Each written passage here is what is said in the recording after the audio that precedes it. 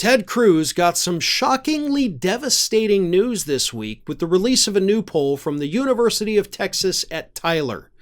According to this new survey, 41% of respondents said they are backing Ted Cruz in this year's Senate election from the state of Texas, but another 41%, an equal number, said they were going with Democrat Colin Allred, who is a state representative at this point. Allred is very popular in the state of Texas. And this new poll shows that him and incumbent Ted Cruz are literally tied neck and neck at 41%. But there's a glimmer of hope for Ted Cruz, and of course a glimmer of hope for Allred. Because 41 plus 41, as I'm sure everybody realizes, does not add up to 100. No, it leaves you 18% short of 100.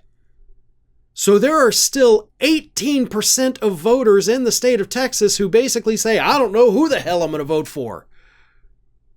So technically, either candidate could still win in a landslide if the election were held today, because those 18%, they're going to vote for somebody.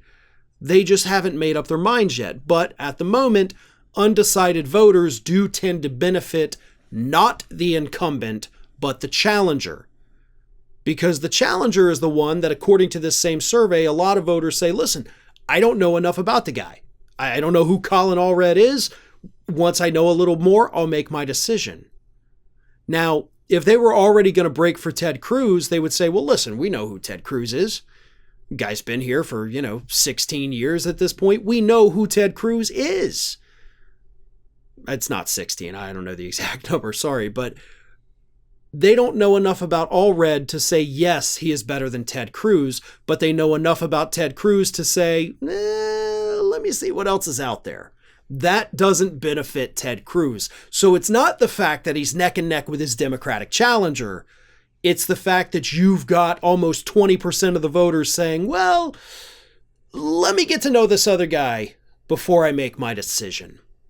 So is Ted Cruz going to change who he is as an unlikable human being in the next few months before the election? Probably not.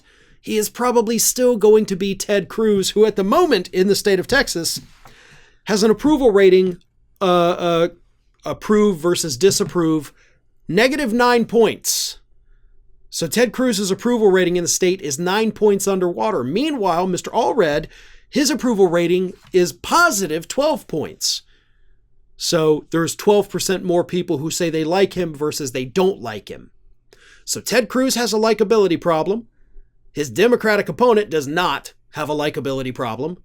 They are neck and neck, and you've got 18% of people who are saying, I don't know who I'm going to vote for. I need to know more about Allred. That benefits Allred. Now, I don't want to get anybody's hopes up. I think the Democratic fever dream of turning Texas blue anytime in the next 10 years, I think it's not even close to happening.